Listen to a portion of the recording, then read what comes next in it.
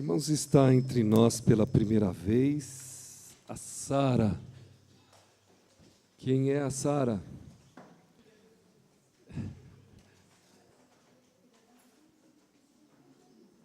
Está aqui, já está no berçário, já está usando o que lhe é direito. A Sara é filha da Daniela e do Rubens, e estão conosco trazendo a Sarinha pela primeira vez no culto. E nós pedimos então que ela possa vir aqui à frente, por favor, Daniela e Rubens, para que a igreja a aviste, né, do local de cada um. Pode trazer. É duro é o caminho aí, né? Diz que o caminho é apertado, né? E é estreito, né? Apertado, cheio de obstáculos. Está aí a Sara, filha então dos nossos irmãos. Parabéns, que Deus possa engrandecer a vida de vocês cada dia com a presença da Sara. Vamos fazer uma oração, irmãos, mesmo assentados? Nós o louvamos, ó Pai, pela Tua bondade, pela Tua misericórdia, porque somente o Senhor conhece verdadeiramente o nosso coração, os nossos sentimentos, aquilo que nos faz bem, o que nós desejamos, ó Pai, e o faz na medida certa. Eu te agradeço, ó Pai, pela vida da Sara, que chegou a este lar. Ela veio para abençoar este lar. Ela veio para coroar, para galardoar, para presentear o amor do Rubens e da Daniela. E nós cremos, ó Pai, que nesse mesmo intento o Senhor também coloca nos nossos corações, e creio está amadurecendo o coração do Rubens e da Daniela, de que verdadeiramente ela te pertence e que ela deve ser preparada para glorificar o Senhor. Que a vida da Sara tenha uma assinatura só, a tua assinatura, e que esta glorifique, portanto, ao Senhor através da contemplação de todos que a conhecerem. Pai bendito, que ela seja uma bênção para estas pessoas. Nós te pedimos em nome de Jesus e muito obrigado. Amém, Senhor. Deus abençoe. Ela já está olhando para o microfone. Adivinha, né? Que bom é nós compartilharmos essas dádivas com o povo de Deus. Há mais alguém pela primeira vez no nosso meio? Sim? Esta jovem. Samuel trouxe ali. O que eu posso falar, Samuel? Não, como é o nome dela? Fernanda, o que eu posso falar? Está vendo, Samuel? Não foi a mesma palavra sua. Namorada, né? Não se constrange, não é para isso, viu, Fernanda? A primeira vez é difícil, né, irmãos? Quando a gente chega a um lugar onde nós não conhecemos, mas o nosso pedido é justamente esse, que ela sinta esta primeira como se fosse muitas outras vezes. Eu vou pedir então para a filhinha do Edilson dar um abraço na Fernanda. Um beijão nela. Não poderia vir de alguém melhor, né? Deus abençoe a igreja, a Fernanda, a sua família, que abençoe o Samuel com a Fernanda também. Nós vamos nesse instante ler a palavra de Deus. Eu peço aos irmãos que abram no Evangelho de Mateus, capítulo 25, dos versos 14 a 30. Mateus 25, versos 14 a 30, onde encontramos a parábola dos talentos. E é este texto que nós vamos, nesta noite, meditar juntamente com os nossos irmãos. Mesmo assentados, irmãos, mas reverentemente acompanhemos atentamente. Pois será como um homem que, ausentando-se do país, chamou os seus servos e lhes confiou os seus bens. A um deu 5 talentos, a outro 2 e a outro 1. A cada um segundo a sua própria capacidade, e então partiu. O que recebera 5 talentos saiu imediatamente a negociar com eles e ganhou outros 5. Do mesmo modo, o que recebera 2 ganhou outros 2. Mas o que recebera 1, saindo, abriu uma cova e escondeu o dinheiro do seu senhor. Depois de muito tempo, voltou o senhor daqueles servos e ajustou contas com eles. Então, aproximando-se o que recebera 5 talentos, entregou outros 5, dizendo: Senhor, confiaste-me 5 talentos, eis aqui os outros 5 talentos que te ganhei. Disse-lhe o Senhor: Muito bem, servo bom e fiel. Foste fiel no pouco, sobre o muito te colocarei. Entra no gozo do teu Senhor. E aproximando-se também o que recebera 2 talentos, disse: Senhor, 2 talentos me confiaste. Aqui tens outros 2 que ganhei. Disse-lhe o Senhor: Muito bem, servo bom e fiel. Foste fiel no pouco, sobre o muito te colocarei. Entra no gozo do teu Senhor. Chegando por fim, o que recebera 1 talento disse: Senhor, sabendo que és homem severo, que ceifas onde não semeaste e ajuntas onde não espalhaste, receoso, escondi na terra o teu talento. Aqui tens o que é teu. Respondeu-lhe, porém, o Senhor: Servo mau e negligente, sabias que ceifo onde não semeei e ajunto onde não espalhei? Cumpria, portanto, que entregasses o meu dinheiro aos banqueiros, e eu, ao voltar, receberia com juros o que é meu. Tirai-lhe, pois, o talento e dai ao que tem 10, porque a todo o que tem se lhe dará, e terá em abundância, mas ao que não tem, até o que tem lhe será tirado. E o servo inútil lançai-o para fora nas trevas. Ali haverá choro e ranger de dentes. Irmãos, na linguagem moderna, é comum falarmos em capacidade, por exemplo, na música, quando fazemos referência de talentos. Ou, quem sabe, para negociação, para câmbios, para trocas, para oferecer e receber em troca. Quando falamos também em profissões liberais, nós costumamos usar esta expressão: tal trabalhador, fulano, tal pessoa é talentosa, ela vai longe, porque ela faz bem aquilo que ela se propõe a fazer.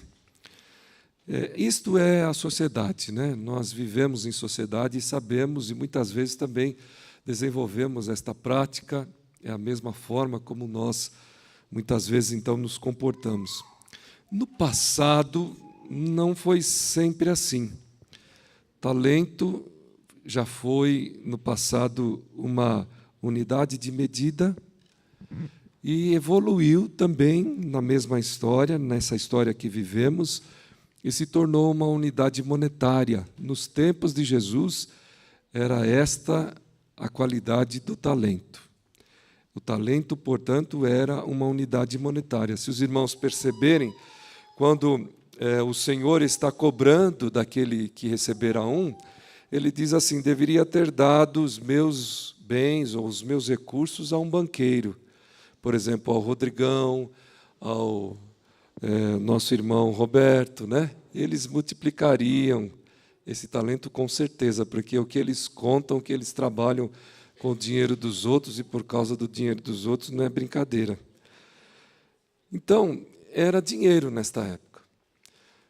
Para que a gente tenha uma ideia do que Jesus está querendo dizer, é importante que nós também saibamos a medida mais aproximada do que representava esse talento. Então, vamos lá. O talento, na época de Jesus, representava 6.000 denários. Aliviou? Nada. Um denário era um dia de trabalho.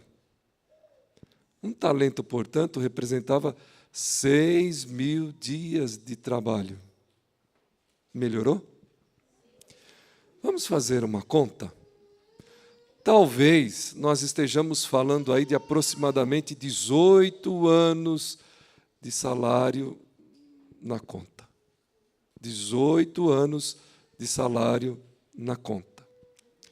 Vamos tentar aprofundar um pouco mais.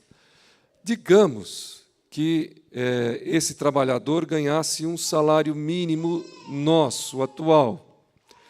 Vamos arredondar o salário mínimo nosso atual para R$1.000. Não é, né? Está perto. Não é. Nós teríamos um dia de trabalho em torno de uns R$30, é isto? É isto mesmo. 33? Quanto? Os 33? Pois é. Então, arredondando para 1.000, faz vezes 12. Nós teríamos 12.000. Multiplica 12.000 por 18. Nós teríamos 216.000 aproximadamente. Então, o que ganhou um talento, tendo o salário mínimo como a sua renda mensal, ele receberia 216.000. Ah, isso é pouco. É pouco para quem ganha um salário mínimo? Precisaria de 18 anos para trabalhar, irmãos. Não é pouco. Imagine aquele que ganhou, então, 5. Nós estamos falando em torno de R$1 milhão e quase R$100.000. Então, esse senhor fez essa distribuição quando ele saiu, quando ele viajou. E nós devemos entender que isto representa valorização. Agora, descansemos um pouco a respeito da ideia monetária. Entendamos o que isto representa valorização. Essa parábola, portanto, nos ajuda a compreender a força do pecado em esconder do ser humano o seu valor diante de Deus. Nela, recebemos princípios para a existência. Além de valoroso, o talento produz prazer para aquele que recebe e também para aqueles que convivem com ele.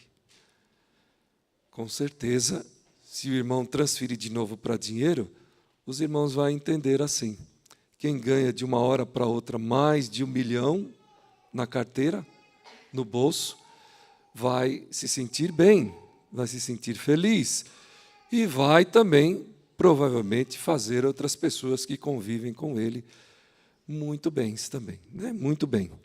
Então, o que é ter talento na expressão da mensagem que Jesus está contando para os seus discípulos e fala para nós nos dias atuais? Como o Senhor nos fala a respeito do uso desse talento, ou do talento, no texto que nós acabamos de falar. Isso porque, irmãos, nós estamos meditando e já temos anunciado a respeito de dons e talentos na escola dominical. No dia de hoje nós falamos sobre isto. Temos falado, portanto, sobre a estrutura da igreja, ministérios onde se encaixam os talentos. E queríamos que os irmãos pudessem compreender um pouco mais a respeito do valor que é receber um talento. Então vamos lá. Primeiro, talento como dádivas do conhecimento, como dádivas de oportunidade, como dádivas de habilidades. Vamos falar um pouco então nesse pé. Nesse trecho que lemos, inicia-se, o texto começa falando o seguinte: pois será como um homem que se ausentando, ou ausentando-se do país. Por certo, esta é uma expressão antiga, que quer dizer, e que indica, né, uma viagem para o estrangeiro, uma viagem longa, uma viagem demorada, Imediatamente, portanto, podemos concluir que ela fala da ausência de Jesus. Esses dias, olha só, nós estamos... É verdade que nós não podemos ser assim rigorosos com a ideia da cronologia, mas se nós observarmos, estamos no livro de Mateus, que é o mais longo dos evangelhos, né? E estamos no capítulo 25 de Mateus.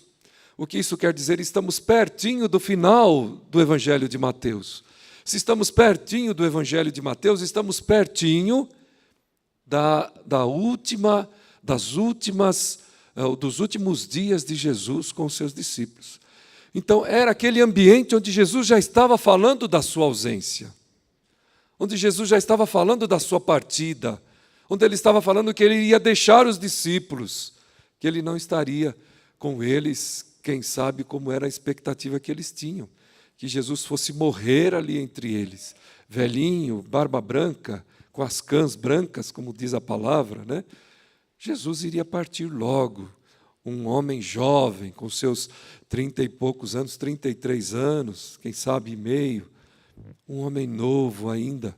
Ele tinha por certo entre seus discípulos pessoas mais velhas que ele, mas que estavam admirados, boquiabertos, que estavam querendo se dedicar, como foi a expressão deles quando Jesus começou a falar mais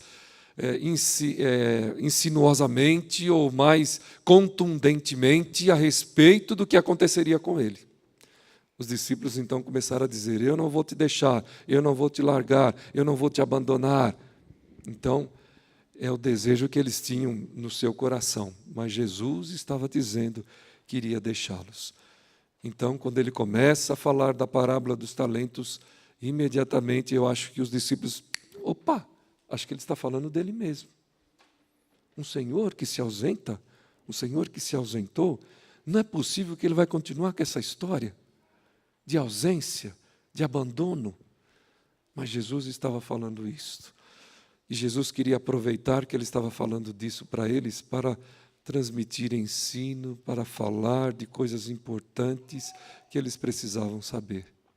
Então, nesse aspecto, fisicamente Jesus não estaria mais com eles, mas Jesus os consolou dizendo que sempre estaria presente, porque Jesus estaria sendo representado pela terceira pessoa da Trindade, que era o Espírito Santo. E é maravilhoso nós lembrarmos que Jesus disse assim para eles: se eu não for, o Espírito não vem. E o Espírito vai ser diferente com vocês, porque ele vai todos os dias caminhar com vocês, ele vai habitar em vocês, ele vai fazer de vocês o templo dele. Em outras palavras, o meu templo, o templo de Deus, Pai, Filho e Espírito Santo. Então, fisicamente, Jesus os deixaria, e eles estavam meio perdidos, sem entender adequadamente o que seria isto, o que representaria isto. Na verdade, nós podemos perceber que os discípulos ficaram meio perdidos, e como nós vemos em outro momento, eles decidiram voltar à vida antiga. Irmãos, isso é uma coisa triste, nós percebermos pessoas, discípulos de Jesus, que de uma hora para outra tomam essa decisão. E a Bíblia é cheia de referências assim. Uma das mais contundentes, né, que nós lembramos é quando o Senhor tira lá de Sodoma e Gomorra Ló e sua família. E nós devemos recordar que o Senhor disse para eles assim: não olhem para trás, porque o que eu vou fazer é coisa grandiosa. E eu não posso nem falar nada aqui, né, porque eu sou homem, mas a mulher de Ló olhou para trás. Ela olhou para trás e o texto diz que ela parou por ali mesmo. Aliás, dizem até que ela é a responsável pelo Mar Morto ser morto, porque é justamente naquele lugar onde veio a saraivada de pedras e tudo, e por ali vai. É uma água densa, eu não sei quantos aqui já foram, acho que já foram em Israel, né? Eu nunca fui, eu só leio a respeito disso. Mas diz que nem afunda quem cai lá. Pode ser uma coisa assim? De tão densa que é esta água, né? É lógico que aí é uma metáfora, algumas figuras de linguagem, um exagero, alguma coisa assim. Mas é para a ideia que nós podemos perceber. A ausência de Jesus diz a eles o seguinte: olha, eu vou, mas vocês não ficarão órfãos, vocês não perderão a companhia de Deus. E muito mais do que isso, vocês terão o Espírito com vocês. E esse Espírito os abençoará. Ele dará a vocês algumas coisas que vocês usarão de uma forma ampla. Quem assiste filme do 007 sabe o que é. Quando o 007 sai para a missão, ele é todo abastecido de um monte de recursos. E Deus, em Cristo, estava dizendo isso para os seus discípulos. Vocês terão recursos de mim. Meus recursos eu darei a vocês. Irmãos, dá para entender que valor é este que eles iriam receber? Que valor é este que nós recebemos? Que valor é este que o Espírito nos dá, que Ele nos dota? É muita coisa, queridos irmãos. Hoje, recebendo aqui a Sara, nós podemos começar a pensar nas dádivas de Deus para nós. Porque esses recursos que Ele nos dá e que Ele deu aos seus discípulos é para que eles pudessem seguir adiante com a sua ordem. Ide por todo o mundo e fazei discípulos de todos os povos, de todas as gentes, ensinando-os a guardar todas as coisas que eu vos tenho ordenado. Fazei discípulos, enfim. Sejam, portanto, reconhecidos como meus discípulos. Isto Jesus disse. E no texto, na parábola, ele identifica, ele diferencia, portanto, essa distribuição. Ele diz, a um deu 5, a outros 2, e a outro 1. A outro 2 e a outro 1. Talvez a gente comece a pensar, Jesus está fazendo uma distinção entre os seus discípulos, entendendo que uns são melhores do que os outros. Se isso fosse, queridos irmãos, o prêmio não seria o mesmo. Se nós entendêssemos que Jesus está fazendo uma classificação por qualidade que ele visse diferente, superior ou inferior naquelas pessoas, ele também não daria o mesmo prêmio para eles. Mas o prêmio foi o mesmo. É lógico, diferente em relação aos 3, mas igual em relação a 2. Então, o que nós queremos destacar para os irmãos é que esta diferenciação não diz respeito, portanto, a uma condição superior ou inferior, mas diz respeito a uma diversidade entre os discípulos que receberam, que foram abençoados com esses talentos aqui, esses servos que foram abençoados com esses talentos. Então, é importante que nós pensemos isso, porque é justamente isso que ele continua fazendo. Todos nós somos agraciados por Deus com essa dádiva do Espírito Santo para o cumprimento da missão que a igreja da qual nós fazemos parte tem, essa missão de anunciar. Para nós compreendermos um pouco mais a respeito disso, eu convido os irmãos a irem a outro evangelho, lá no capítulo 15 de João, versículo 16, e compreendamos ainda um pouco mais o valor disto que Jesus está falando nesta parábola. João, capítulo 15, versículo 16. Não foste vós que me escolhestes a mim, pelo contrário, eu vos escolhi a vós, e vos designei para que vades e deis fruto, e o vosso fruto permaneça, a fim de que tudo quanto pedirdes ao Pai em meu nome, Ele vô-lo conceda. Nós usamos esse versículo com outra aplicação, mas a aplicação que eu queria destacar para os irmãos está relacionado diretamente com a ideia da frutificação. E isso é gravado ou marcado pelos 4 primeiros versículos. Eu sou a videira verdadeira e meu pai o agricultor.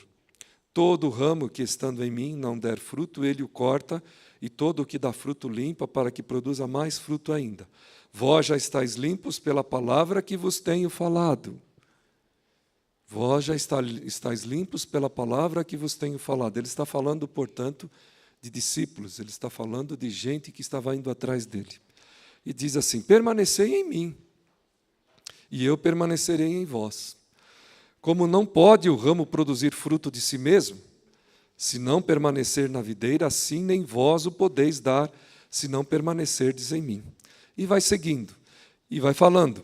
Quando chega lá no versículo 9, ele diz: como o Pai me amou, também eu vos amei. Permanecei no meu amor. Vejam que uma coisa está totalmente relacionada com a outra. Frutificar é natural, é consequência de quem permanece no amor. Dar frutos é consequência de quem está no amor. Amar é consequência de quem está na videira, de quem está em Jesus. Irmãos, ou ao contrário, ou o inverso também é verdade. Se nós não amarmos, nós não frutificamos. Se nós não frutificamos, diz o texto, é cortado e lançado no fogo. Nós somos desvinculados da missão. Nós somos desvinculados da obra destinada por Deus a nós. Então, esse primeiro ponto é muito sério nesse aspecto. Nós lemos aqui, como o apóstolo Paulo também desenvolve, lá no capítulo 13 de Coríntios, que nós usamos muitas vezes para casamento, mas ele está dizendo que nada nós podemos fazer sem amor. Isso está querendo dizer que nada nós podemos fazer sem estarmos ligados à videira, sem estarmos ligados a Jesus. E também, estando ligado a Jesus, é impossível que nós sejamos estéreis. É impossível que nós sejamos estéreis. Porque ligados na videira, nós vamos sempre frutificar. Nós só somos estéreis quando estamos desligados da videira. Se há amor, há fruto. Se há fruto, há vínculo na videira. E esse inverso, como falamos também, é realidade. Por isso, irmãos, é tão importante nós respondermos nesta ocasião em que meditamos, nesse tempo em que meditamos, que fruto eu dou, que talento eu tenho, o que eu tenho revelado verdadeiramente no cumprimento da missão. Eu preciso saber responder. E eu preciso saber responder. Porque se eu não sei responder, eu não sei a razão da minha existência. Se eu não sei responder, eu não vou entender que eu tenha realmente alguma relação com a videira. E mais adiante, que é o que nós vamos falar agora, com o agricultor, também com os ramos e com a seiva. É tempo da frutificação. Embora a figura seja de ausência, é necessário uma compreensão sobre isso. Vamos tratar, portanto, esta ausência a partir de uma expressão, não sei se conhecida dos irmãos, que é formada por duas palavras que quer dizer, ou que diz o seguinte: esta ausência é uma negligência benigna. O que é negligência? Negligência é falta de acompanhamento, negligência é falta de cuidado, negligência é desleixo, negligência é desatenção e outros sinônimos que nós possamos encontrar no nosso dicionário. Jesus quer nos fazer entender que deve haver interesse em frutificar sem a companhia física dele. É necessário que eu vá. Ele está dizendo para os seus discípulos que não deve haver uma coerção psicológica. Ele está dizendo para os seus discípulos que não deve haver uma pressão psicológica sobre eles, mas que isso deve ser um ato voluntário. Basta que a gente veja a resposta dada pelo primeiro discípulo. Se nós observarmos aqui, aquele que recebeu 5, dos versículos 16 até o versículo 18, versículo 16 diz assim: o que recebera 5 talentos saiu imediatamente. Dá até a entender o seguinte: o Senhor nem terminou de dar para ele os talentos, ele já saiu, pegou aqueles talentos e saiu. Foi granjear outros 5 talentos. É curioso, nesse texto, não sei se propositalmente, mas a verdade, e eu acho que é propositalmente, não fala que o Senhor tenha dito para ele o seguinte: vá multiplicar, vá ganhar mais 1, vá ganhar mais meio. Não está sendo dito isto, mas está sendo dito que imediatamente aquele servo que ganhou 5 talentos, ele saiu e conseguiu mais 5 talentos. Eu acho que ele ficou ansioso pela volta do seu Senhor, para dizer justamente o que ele disse: Senhor, está aqui os teus 5 e mais 5 que foi possível conseguir. Nós cantamos Maranata, né? Maranata, ora vem, Senhor Jesus. É uma hora de nós questionarmos isso. Nós desejamos que o Senhor volte, nós desejamos que Ele venha para entregarmos nas suas mãos mais 5 talentos, que completem, quem sabe, o dobro daquilo que Ele nos deu. A posição do que ganhara 2 foi a mesma, diz aqui o texto. Do mesmo modo, versículo 17, o que recebera 2 ganhou outros 2. Se é do mesmo modo, imediatamente ele saiu para ganhar mais 2. E deve ter ficado ali contando os dias, as horas para a volta do seu Senhor. É isso que nós podemos apreender, portanto, dessa parábola. A negligência benigna, tratando de negligência, quer dizer o seguinte: Jesus está dando a eles liberdade, sem pressionar, sem oprimir, sem dizer a eles: saia, vai ganhar isto. De certa forma, podemos entender assim. E por que é benigna? É benigna porque nós precisamos verdadeiramente aflorar o que temos dentro de nós a respeito do nosso Senhor, a respeito da fé. Vejam a questão do que ganhara 1 talento só, aquele trabalhador que ganhara 1 talento só. Diz aqui o texto, né? Chegando por fim o que recebera 1, versículo 24, disse: Senhor, sabendo que é homem severo, que ceifas onde não semeastes e ajunta onde não espalhastes, receoso, escondi na terra o teu talento, aqui tens o que é teu. E aí a resposta do Senhor foi justamente para atestar que esta conclusão dele estava enganada. Você me conhece? Você me conhece mesmo? Vejam só o que ganhara 5, o que ganhara 2. Eles me conhecem, porque eu não precisei dizer para eles, mas eles fizeram. Você disse que me conhece e, no entanto, não fez o que eles fizeram. Então, a negligência benigna, queridos irmãos, nos permite justamente fazermos uma autoavaliação da nossa vida como servo. O Senhor não está pressionando você e dizendo: vá cantar, vá pregar, vá falar isto, vá fazer aquilo outro, de forma assim coercitiva, né?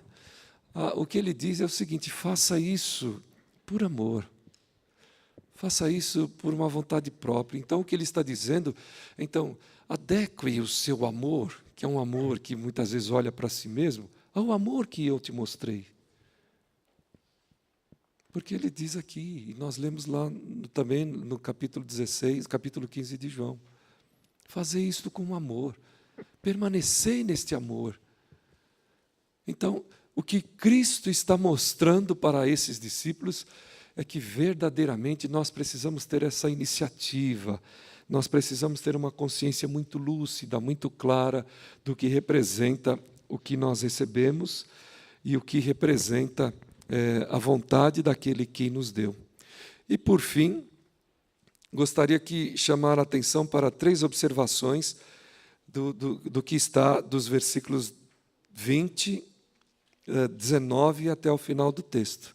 Então, a primeira observação, a partir do versículo 19, é esta: nós podemos compreender de tudo aquilo que o texto está nos dizendo que há uma prestação de contas. Em outras palavras, este Senhor, diz aqui o texto, volta. E quando Jesus estava dizendo isso aos seus discípulos, eles ouviram claramente isso naquela oportunidade em que o Senhor foi assunto aos céus, porque os anjos apareceram a eles e disseram o seguinte: este Jesus que vocês estão vendo subir, ele vai voltar. Ele vai voltar entre as nuvens e ele vai voltar para levar os seus. Então, esta ideia que está sendo transmitida aqui é a mesma ideia que os discípulos ouviram quando os anjos, portanto, anunciaram esta volta de Jesus. E é a mesma ideia que é pregada pela palavra, partindo da ideia de que Jesus não ficou preso na cova, na tumba, mas ele ressuscitou. Ou seja, nada pode prender o Senhor do cumprimento dos seus planos e projetos. Jesus vai voltar. E é o que nós lemos no registro das Escrituras. É a primeira observação.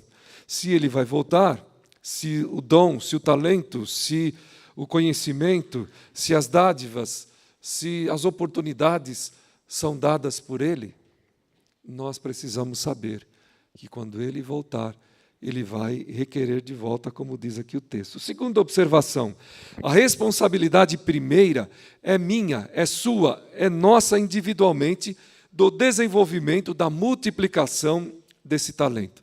Mas há um versículo interessante aqui nesse texto, que muitas vezes nos identifica, quando ele diz o seguinte: respondeu-lhe o Senhor, servo mau e negligente, versículo no finalzinho, né? Sabias que ceifo onde não semeei e ajunto onde não espalhei? Cumpria, portanto, que entregasses o meu dinheiro aos banqueiros. Em outras palavras, ele está dizendo que este servo poderia recorrer de outras pessoas para atender vamos dizer assim, aquilo que a proposta dessa deliberação, dessa entrega estava querendo transmitir. Irmãos, e nisso eu vejo claramente a vida da igreja. E é justamente aqui que eu identifico a dificuldade que nós vamos ter, mesmo que tenhamos talentos e habilidades na vida, de fazer a vontade de Deus sem a igreja do Senhor Jesus. Porque nós não devemos negar, desprezar a força do pecado na nossa vida. Não devemos desprezar o poder que ele tem nas nossas vidas. E a sua intenção, se pudéssemos então personalizar o pecado, é justamente nos afastar da vontade de Deus. Se a vontade de Deus é que nós multipliquemos o talento e devolvamos para ele, o pecado vai nos fazer entender que o talento é meu e que eu não tenho que dar para ninguém e que dele eu devo somente gozar para mim. E isto o pecado faz. E quando o texto está dizendo, se você me conhece e sabia que eu precisava de volta disto, que era meu, você deveria então entregar para alguém para que ele te ajudasse. E muitas vezes, irmãos, nós escondemos o talento, nós negamos o talento, nós não sabemos o que devemos fazer, nós temos dificuldade em saber o que eu tenho que fazer na obra, na missão que Jesus deixou comigo. Isto nós só vamos saber se nós estivermos ligados à igreja. E é o que nós estamos vendo, é o que nós estamos estudando. Tira da cabeça a ideia de abandonar a igreja.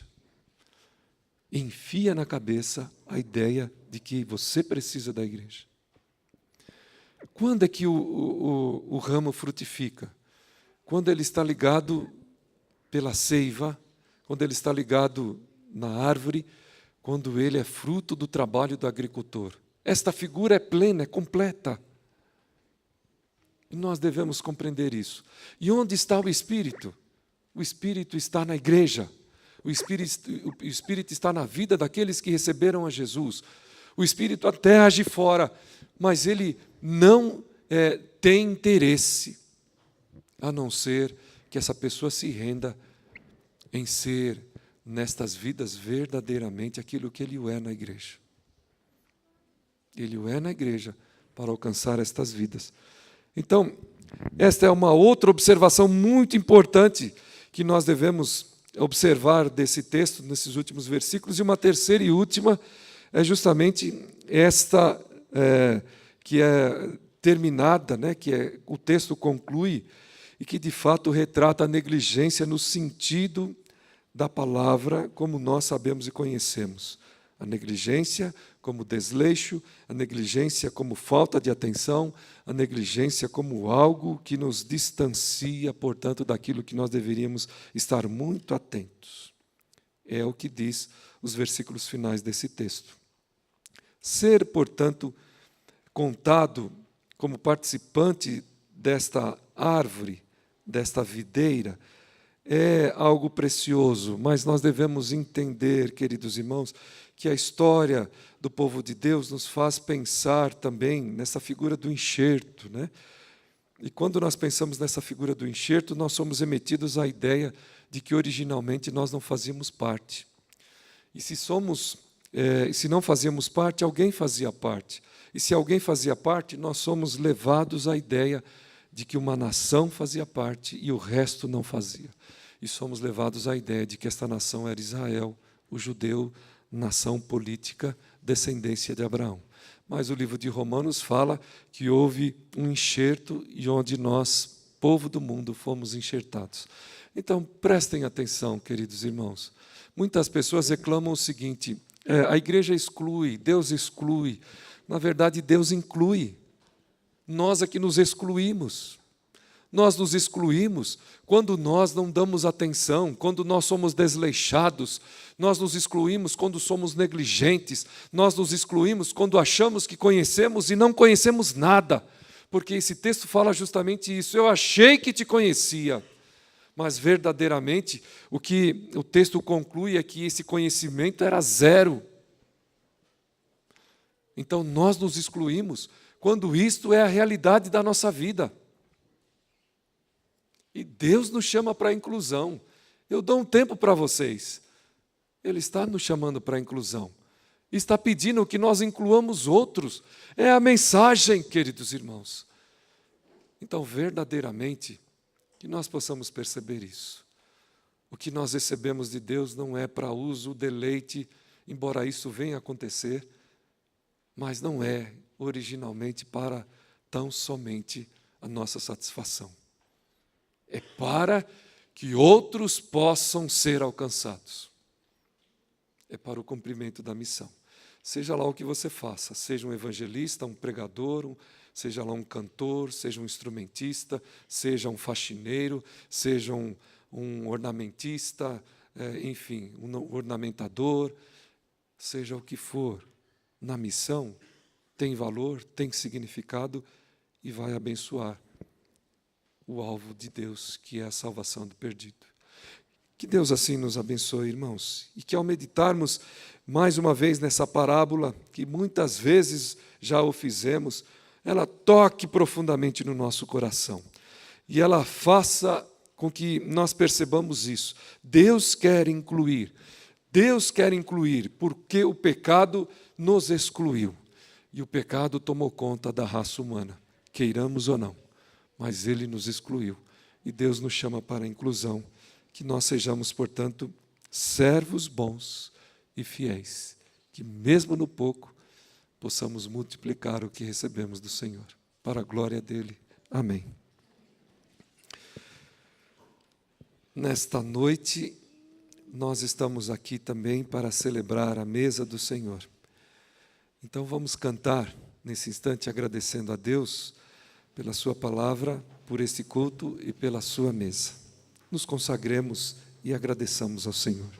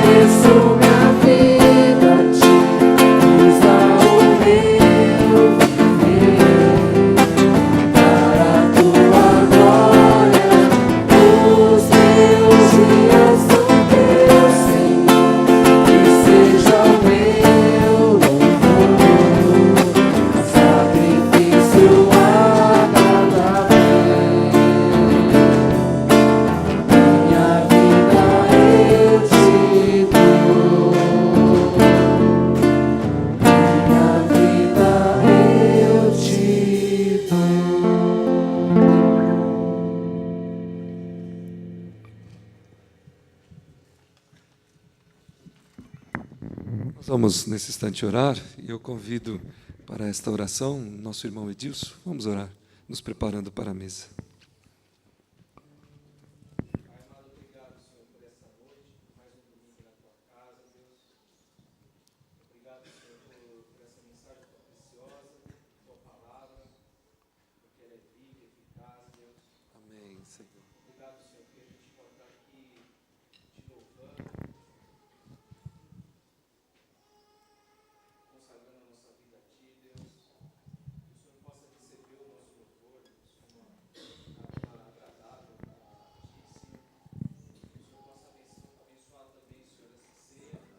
Amém, Senhor.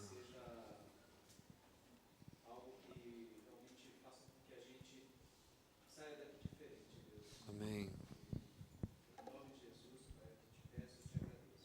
Amém. Podem assentar por alguns momentos para que nós recordemos as palavras de Jesus quando da instituição da Santa Comunhão. Devemos nos recordar que Jesus muito desejou estar com os seus discípulos e nós convidamos nesse instante a igreja para se assentar à mesa de Cristo. E o fazemos conforme o Senhor assim estabeleceu, que na noite em que foi traído, Ele tendo dado graças, Ele tomou o pão, o partiu e deu aos seus discípulos. E é maravilhoso nesta hora recordarmos as palavras de Jesus. Assim disse o nosso Mestre: este é meu corpo que é partido por amor de vós. Tomai e comei. Todas as vezes que comerdes do pão, anunciais a morte do Senhor, até que Ele venha. Semelhantemente, o Senhor tomou o cálice, também deu aos discípulos e disse-lhes: este é o cálice da nova aliança no meu sangue, derramado por amor de vós. Bebei dele todos, porque todas as vezes que comerdes o pão, que beberdes o cálice, anunciais a morte do Senhor até que Ele venha. Fazei isto em memória de mim, disse Jesus. Fazendo isto, o Senhor preparou aqueles homens para que eles fizessem isto, fossem pelo mundo e trouxessem mais para se assentar à mesa. Convidamos nesse instante os presbíteros que representam justamente esta ação de Cristo. Quando esses irmãos recebem este compromisso, esta responsabilidade, eles vão atrás dos outros, atrás de vocês, atrás de nós, para que também possam se assentar à mesa. Jesus incluiu os presbíteros e queria incluir mais. Se Ele fez isso, como Ele disse, fazei vós também. Quando sairmos daqui, que nós também saiamos por aí buscando mais pessoas para incluirmos na mesa de Jesus, usando o nosso testemunho do Espírito que está em nós. Meu irmão, minha irmã, seja bem-vindo à mesa do Senhor. Seja bem-vinda à mesa do Senhor. É uma mesa de graça. É uma mesa que não esconde os nossos erros e pecados, mas nos perdoa, que nos isenta da culpa, porque ela nos faz lembrar que Jesus assumiu o nosso lugar. Então esse é o convite que fazemos, que nós a façamos e a reproduzamos na nossa vida. Por favor, presbíteros, venham à frente.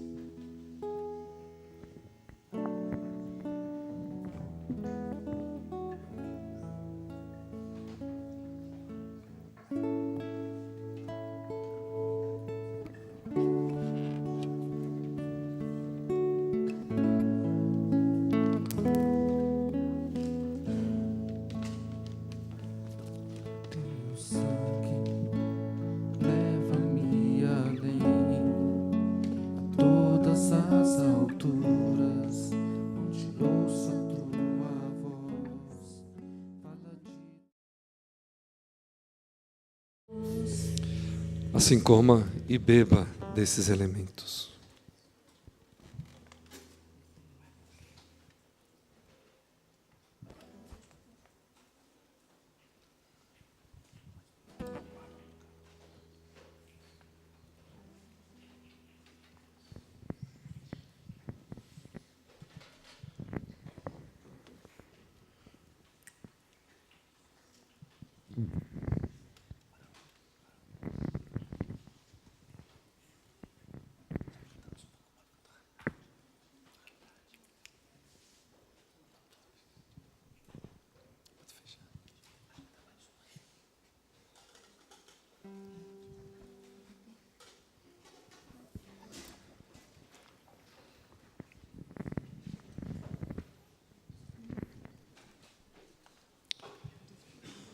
Nós, nesse instante, vamos nos comprometer com o ato que fizemos, pensando que o Senhor quer nos usar para abençoar outras vidas.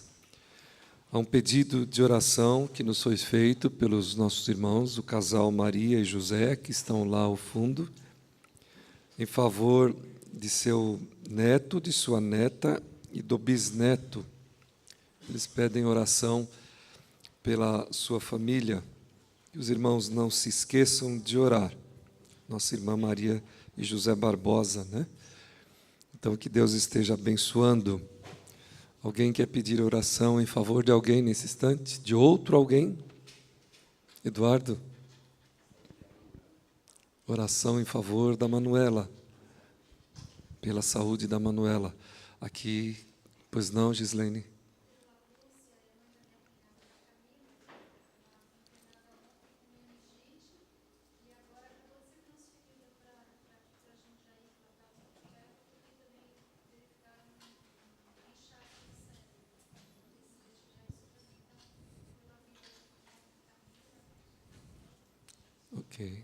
Ok. Desse lado é o Joel?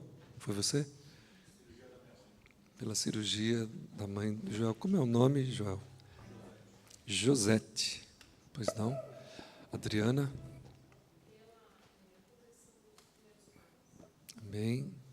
Aqui, Mega.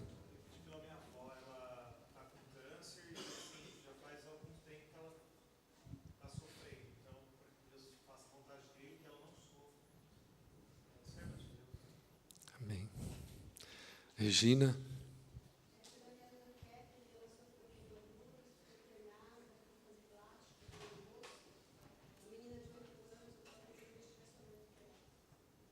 Marlon.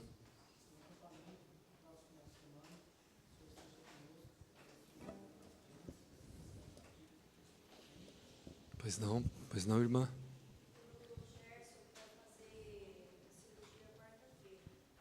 Ok. Alguém mais? Eduardo?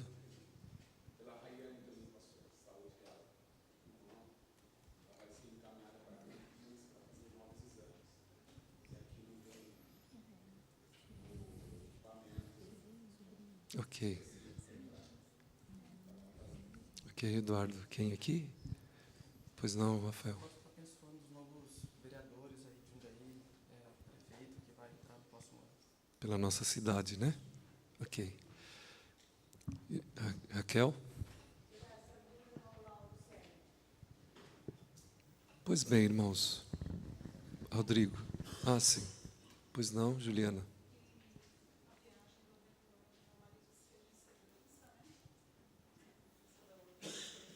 Está ansiosa, né, Juliana? Tá bom. Deus abençoe essa volta.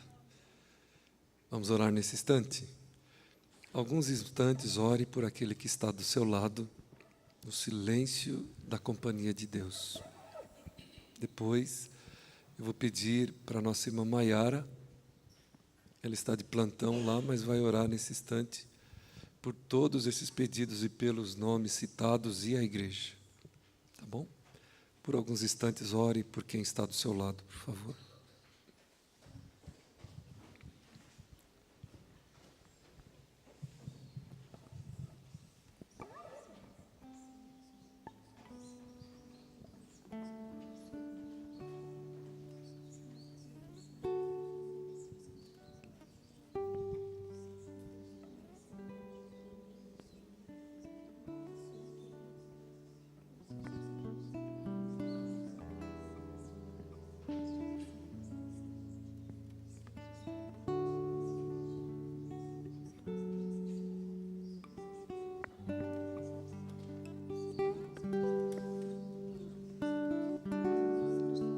Vamos orar com a Maiara.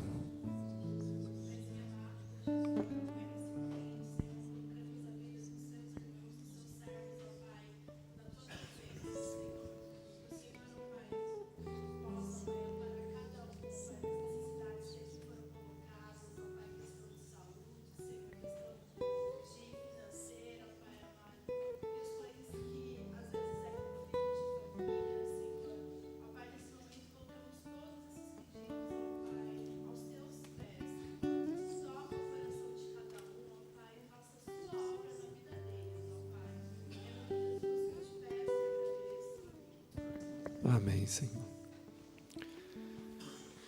Nesse instante também, já caminhando para o nosso final, irmãos, nós temos aí muitos anúncios, né, do mês de outubro que os irmãos observem. O Marlon pediu que nós lembrássemos, hoje é o último dia para receber as fichas, né, Marlon?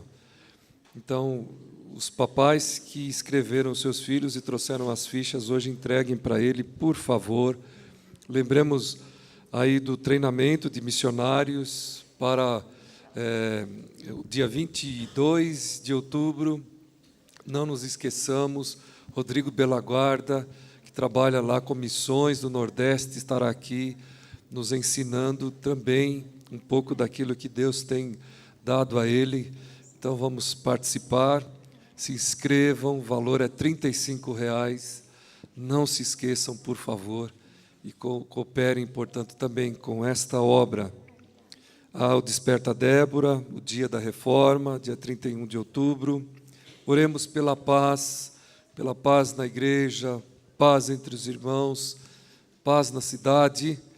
Sabemos que vivemos dias de conflitos difíceis de serem vividos, mas não podemos deixar de lembrar que Jesus diz que bem-aventurado é o pacificador. Então, que isso realmente aconteça a partir das nossas orações e que isso possa também refletir no nosso redor. Temos aí outros anúncios, a capelania hospitalar em dezembro, não se esqueçam. E nesse instante, antes do cântico e da bênção final, nós queremos também orar pela Fátima e pela Irene, é isso mesmo, né? As irmãs estarão... Hã? Então, por favor, venham à frente e digam para a igreja por que vocês precisam desta oração.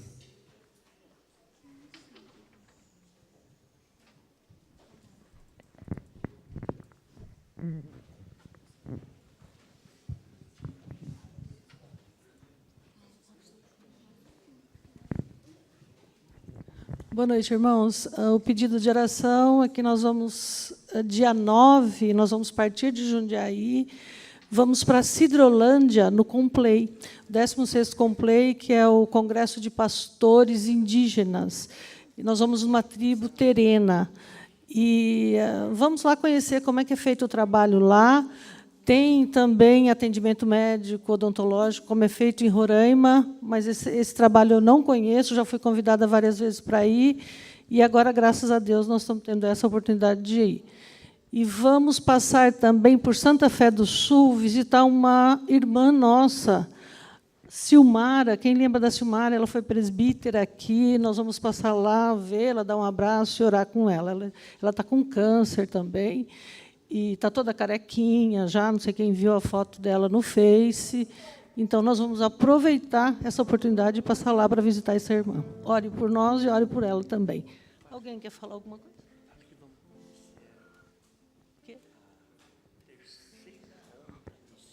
Ele está pedindo aqui, diz que nós vamos conhecer a terceira onda missionária no Brasil. Todo mundo já sabe disso, primeiro os americanos que vieram, chegaram até os índios, depois foram preparados missionários brasileiros, e agora os índios já têm, quer dizer, pastores e missionários indígenas para pegar para o seu povo, na sua cultura, né, o seu jeito, ok? Peço oração também, porque nós vamos ter que ficar acampados na tribo, e eu e a Rosângela não vamos ter problema nenhum, mas orem pela Irene, por favor, porque eu não sei como vai ser isso. Você quer falar? Eu acredito que a sequência correta seria, a primeira onda missionária no Brasil seriam os americanos. Temos muita história de americanos que vieram fazer missões, né? Não sei se é mais para conhecer os recursos minerais e naturais do Brasil, mas teve. Depois, esses missionários prepararam os missionários locais, né, o nativo brasileiro. E os brasileiros, os nativos, prepararam os indígenas, e que, por sua vez, então, está sendo a terceira onda missionária entre os indígenas, deles próprios mesmo. Talvez a Fátima indo, a Rosângela indo, registrem e tragam provas visuais, né? Amém. Acabei de comprovar que se não existisse Eduardo Carlos Pereira, existiria Jorge, né? Para surgir com a Igreja Nacional. Vamos, nesse instante, orar? Feche os olhos, irmãos. Querido Deus, nós somos gratos pela missão, porque o Senhor nos chama a participar dela. E nesta hora, Senhor, nós pedimos, nós imploramos que o Senhor leve esses teus filhos em paz, que o Senhor os leve e que eles cumpram, ó Pai, aquilo que o Senhor já propôs nos seus corações, aquilo que é necessário que venha acontecer nesses lugares visitados, com essas pessoas com quem eles vão se relacionar. O Senhor sabe todas as coisas e cremos que o Senhor os capacitará. Por isso, nós suplicamos, nós pedimos e nós os enviamos em nome de Jesus. Amém. Deus abençoe, irmãos. Vão em paz. Então vamos cantar de pé, encerrando o nosso culto, e depois teremos a bênção, concluindo assim. Obrigado aos irmãos. Obrigado, Fernanda. Obrigado, Fernanda. Saiu do lugar. Obrigado, Fernanda. Já está se sentindo à vontade, né? Glória a Deus. Deus abençoe a Fernanda e aos irmãos. Tenha uma boa semana na paz de Jesus. Louvemos a Deus. A riqueza que existe dentro de você. O ouro eu consigo só admirar, mas se olhando posso adeusar. Sua alma é um bem que nunca envelhecerá. O pecado não consegue esconder a marca de Jesus que existe em você. O que você fez ou deixou de fazer não mudou isso. Deus escolheu você.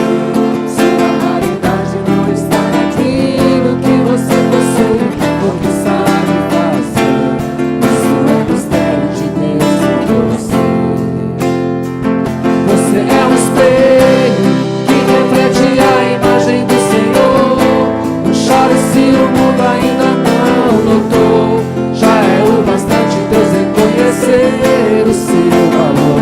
Você é precioso, mais raro que o ouro puro de ouvir. Se você desistir, Deus não vai desistir. Ele está aqui para te levantar se o mundo te fizer cair.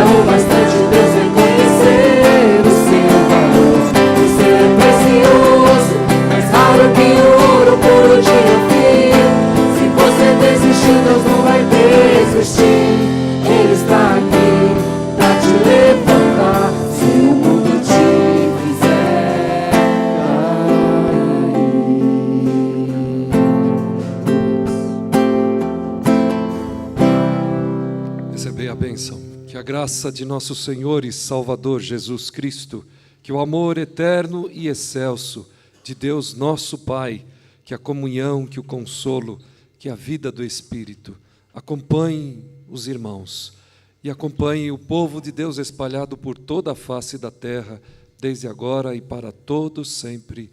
Amém.